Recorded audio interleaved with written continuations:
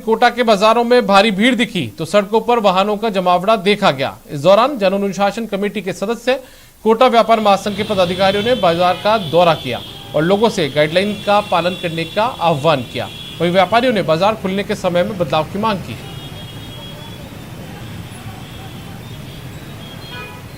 Modified lockdown के तहत आज कोटा के भी बाजार खुल गए हैं। जो टाइम दिया गया है उसके मुताबिक ही बाजारों को खोला गया है, लेकिन कोटा व्यापार महासंघ की ओर से लगातार जो है व्यापारियों को रियायत देने की मांग की जा रही है। मेरे साथ कोटा व्यापार महासंघ के अध्यक्ष और महासचिव हैं, इनसे जानते हैं कि किस तरह की ये अब मांग कर रहे हैं। जी, क्या मांग है आपकी, क्योंकि जो रियायत दी गई है वो सभी जगह एक समान ही है। आज 48 दिन बाद राज्य सरकार ने जो अनलॉकडाउन किया है, मिनी अनलॉकडाउन, आज आपने देखा होगा कि सवेरे से जो मार्केट खुले, इतना कंजेस्टेड मार्केट हो गया कि अभी तक ट्रैफिक जाम रहा। आदमी व्यापारी दुकान पे टाइम पे नहीं आ पाया और आया तो 11 बजते ही दुकानें बंद हो गई। मेरा सरकार से ये कहना है, जो नई गाइडलाइन आने वाली है, ये 11 बजे से कोई व्यापारियों को फायदा हुआ नहीं है। कोटा व्यापार महासंघ जब उनको अनुशासन समिति में नहीं थे तभी हम इसका निवारण कर रहे थे। आज हमने पूरे शहर का दौरा किया है। पूरे शहर के मार्केटों में हमने पाया है कि जिस तरह से ये 11 बजे तक खोला गया है, इसका औचित्य हमें नजर नहीं आ रहा। हम ये चाहते हैं कि अलग अलग मार्केट, अलग अलग ट्रेड वाइज वो खोले जाए। हम अनुशासन समिति में हैं, हम बात करेंगे, चिंतन करेंगे, हम जिला कलेक्टर महोदय को बताएंगे। आज हमने पूरे शहर का दौरा किया है, पूरे शहर की व्यापारिक स्थितियों का पता किया है कि किस तरह से क्या हो रहा है। कुल मिला के व्यापार के नाम पे आज हम ये कह सकते हैं कि जीरो व्यापार होगा या 2-5% व्यापार हुआ है। सहयोगी मुकेश के साथ शाकिर अली, न्यूज़ 18 कोटा।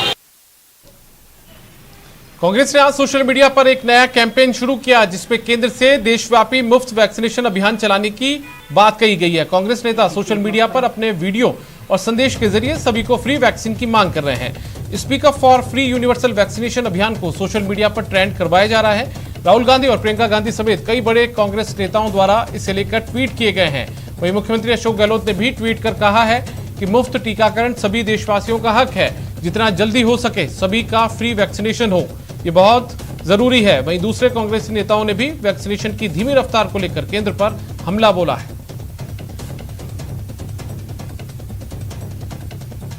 केंद्रीय बजट में की बात हो, चाहे टीके उपलब्ध कराने की बात हो, ये पहला दौर है। देश के प्रधानमंत्री से देश के 130 करोड़ लोग ये मांग करते हैं और कांग्रेस पार्टी, राहुल गांधी जी और सोनिया गांधी जी, हम सब लोग मांग करते हैं कि प्रधानमंत्री जी, आप अन्य देशों की तरह तमाम देश के लोगों को कोरोना वैक्सीन फ्री में उपलब्ध कराइए, उनकी जान बचाइए। आज इस वैश्विक महामारी के समय आप लोग अपनी जिम्मेदारी से दूर भाग रहे हैं, ये देश की जनता देख रही है, आने वाले समय में आपको माफ नहीं करेगी।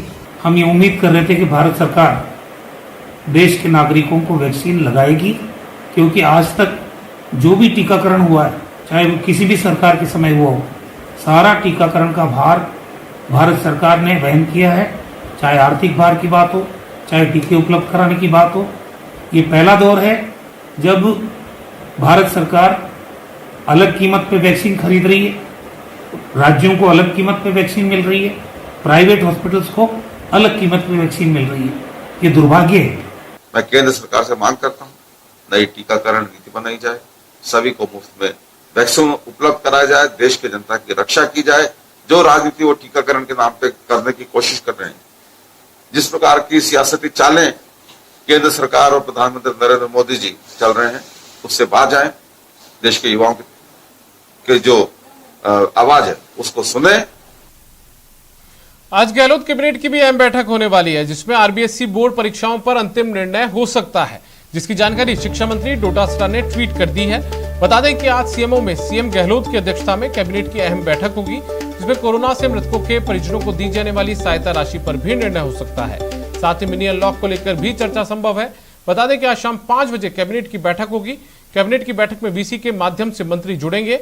हालांकि कुछ मंत्री मुख्यमंत्री आवास पर भी जा सकते हैं।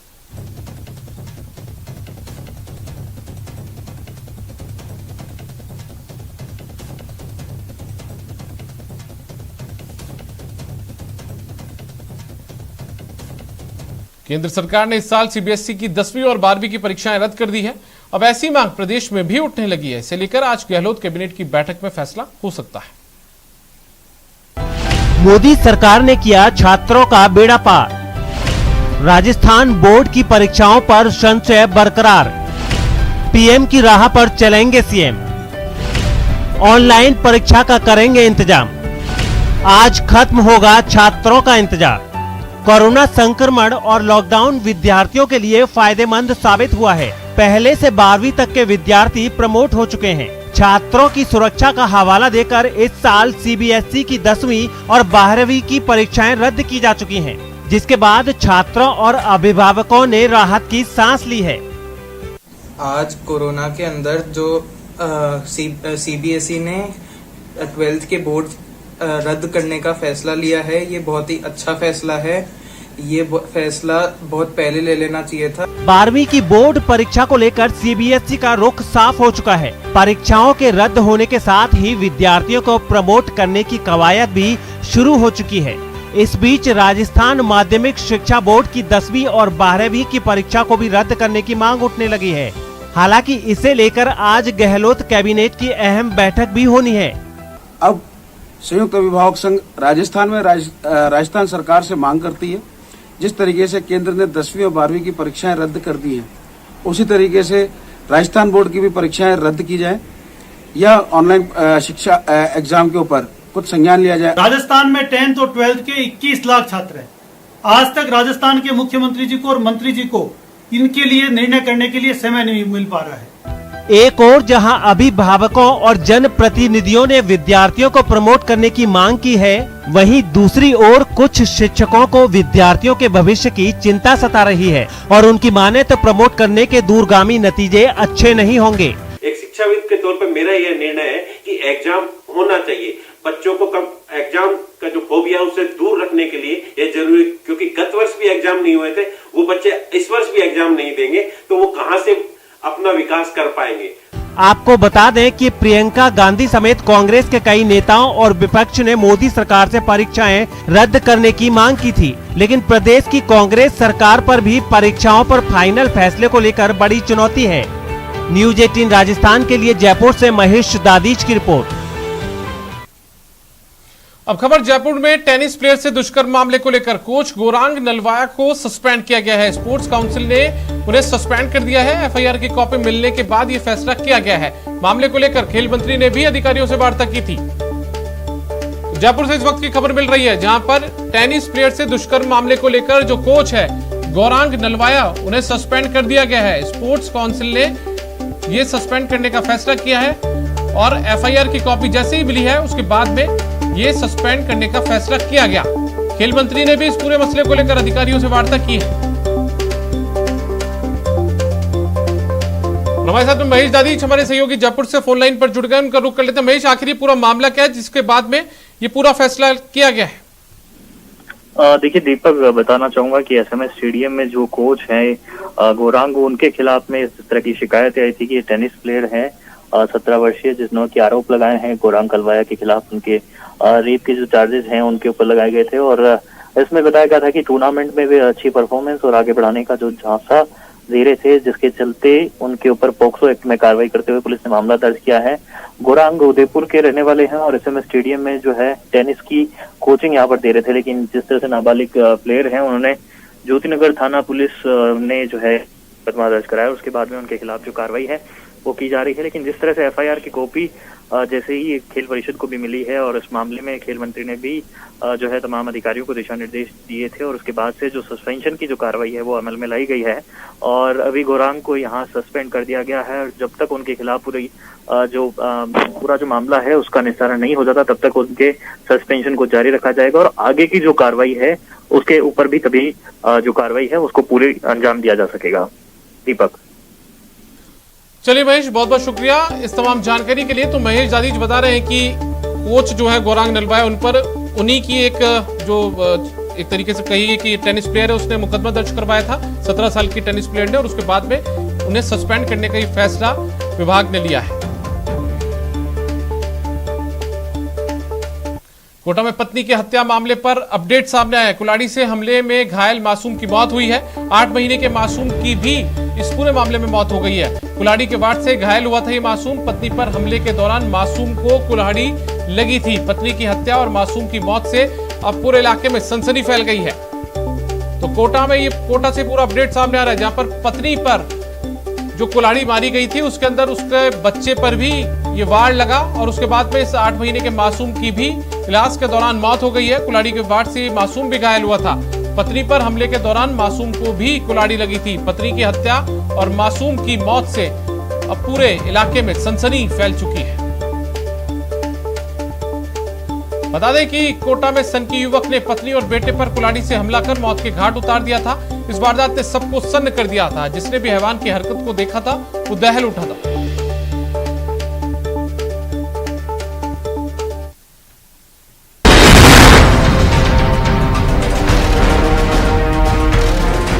कोटा के रामपुरा थाना इलाके में जिस किसी ने भी इस सनकी की ये खौफनाक करतूत देखी वो दहशत में आ गया, बदहवाश होकर भागता नजर आया। लेकिन सीसीटीवी में हैवान पति की हर हरकत कैद होती गई। आरोपी पिंटू उर्फ सुनील वाल्मीकि ने अपनी ही पत्नी की सरेआम कुल्हाड़ी से मारकर हत्या कर दी और फिर थाने जाकर अपना गुनाह भी कबूल लिया। अपनी पत्नी के कत्लकांड की कहानी खुद पति की जुबानी सुनकर पुलिस भी सन्न रह गई। पूरा साहब मेरी बहन बाहर का नहीं। पूरा क्या नाम है उसका? पिंटू डागर रामपुरा रहते हो। पहले भी कोई मुकदमा है क्या? बलात्कार का केस में साहब पहले भी सजा काट गया है। आरोपी ने न सिर्फ अपनी पत्नी को बेरहमी से मार डाला बल्कि हैवान पति सभी हदें पार करते हुए पत्नी को गली में घसीटता रहा। पति की ऐसी करतूत जिस किसी ने भी देखी उसका कलेजा कांप उठा। अब कत्ल की इनसाइड स्टोरी को तफसील से सुनिए। ये पूरा मामला रामपुर इलाके के हरिजन बस्ती का है। पत्नी सीमा पति पिंटू उर्फ सुनील के साथ रहती थी। पत्नी से कहासुनी पर आरोपी ने गर्दन पर कुल्हाड़ी मार दी और फिर चोटी पकड़कर 100 मीटर दूर गली में घसीटा। इसके बाद आरोपी कुल्हाड़ी लेकर थाने पहुंचा और कहा, मैंने पत्नी को मार दिया, जल्दी जाओ उसे हॉस्पिटल पहुंचाओ, वो मर जाएगी। बताया जा रहा है कि आरोपी पति दुष्कर्म के मामले में 7 साल जेल की सजा भी काट चुका है। पत्नी का विवाद था जिसमें पति ने जो है गाड़ी से वार कर पत्नी की हत्या कर दी। कारण इनका आर्थिक विवाद की बात सामने आ रही है। पति पत्नी आरोपी का भरा पूरा परिवार था, 2 बच्चे भी हैं, लेकिन कलह में इस कदर दरिंदा बना कि अपने ही हाथों से अपने परिवार को तबाह कर बैठा। फिलहाल पुलिस इस पूरे मामले की जांच में जुट गई है ताकि इस जल्लाद को जल्द से जल्द अपने किए की सख्त से सख्त सजा मिल सके।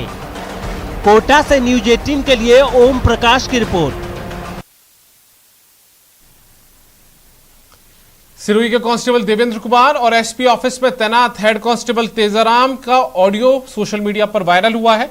ऑडियो में तेजाराम सिपाही से एसपी की तरफ से पैसे की डिमांड करता हुआ नजर आ रहा है, जिसमें देवेंद्र कुमार पर लगातार दबाव बनाया जा रहा है कि अगर पैसे नहीं लाता है तो एसपी उसके खिलाफ सख्त कार्रवाई कर देंगे। इस ऑडियो के बाद एसपी पर एक बार फिर सवालिया निशान लगते हुए नजर आ रहे हैं। एसपी की छवि लगातार धूमिल होती हुई नजर आ रही है। ऑडियो के बाद साफ जाहिर हो रहा है कि एसपी और अनेक पुलिसकर्मी संदेह के घेरे में साफ तौर पर दिख रहे हैं। हालांकि इस ऑडियो की पुष्टि न्यूज 18 राजस्थान नहीं करता है, लेकिन सोशल मीडिया पर यह ऑडियो आने के बाद बहुत बड़ा चर्चा का विषय बना हुआ है।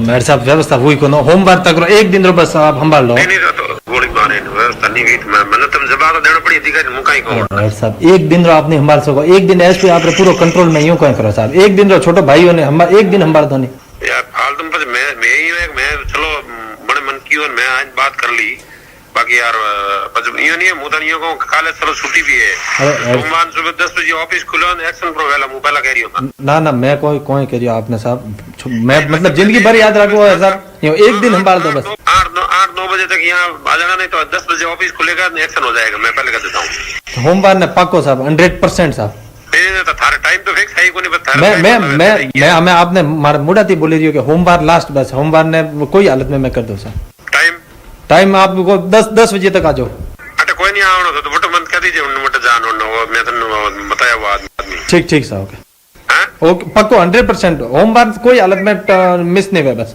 10 बजे तो 10 बजे क्यों ठेको लियोड़ा यार 10 बजे तो बेको कहीं कर ले नहीं बता 10-11 मैं 9 बजे मन बताओ ये नहीं अफसर ऑफिस जाता है मैं हमारी व्यवस्था होमवर्क टाइम पास करता है तो मने यार ये मन थोपड़े मत दे बस में सब नहीं करता टाइम पास मैं जिंदगी भर याद रखो छोटो से बस एक दिन रो मोहलत दे दो सोमवार तक दे दो बस सोमवार ने मैं कोई हालत में करा दो आप बस सोमवार हमारे कन तो 8 बजे या 8:30-9 बजे तक फोन आना चाहिए ठीक है पक्को 100% ठीक है नहीं ठीक साहब और थोड़ा देख जो मैं थोड़ा भड़के करे अधिकारी तो थोड़ा ध्यान रख जो टाइम को आगो पाछो भी मैं खुद ही परेशान हूँ हमारी बात सुन तो ये व्हाट्सएप कर लेगा मैं तेरे को स्क्रीनशॉट भेज देता हूँ इनकमिंग को लाया हूँ मैं तेरे को कह रहा हूँ अभी जस्ट बात है तेरे को जस्ट कॉल किया है कोई बात करा तो बात है हमारे साहब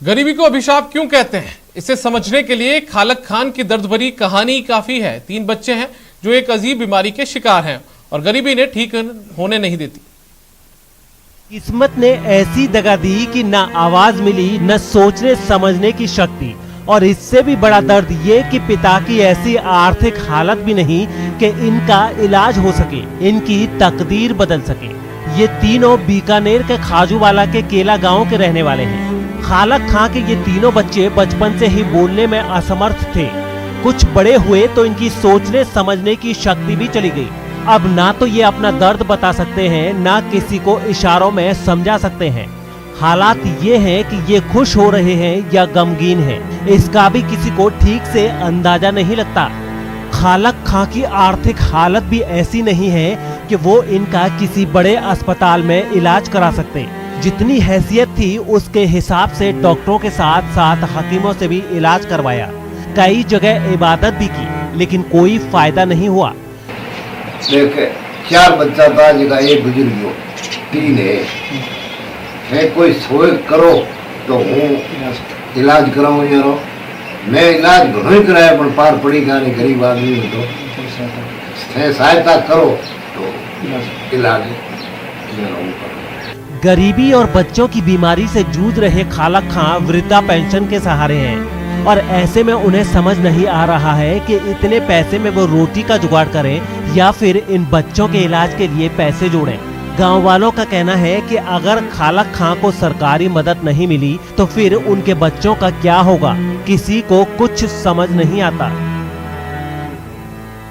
सभी लोगों से मेरी हाथ जोड़कर विनती गुजारिश है कि इस परिवार में 3 बच्चे हैं जो कि दुर्लभ बीमारी से पीड़ित हैं तथा परिवार आर्थिक रूप से सक्षम नहीं होने के कारण इनका इलाज नहीं करवा पा रहा है।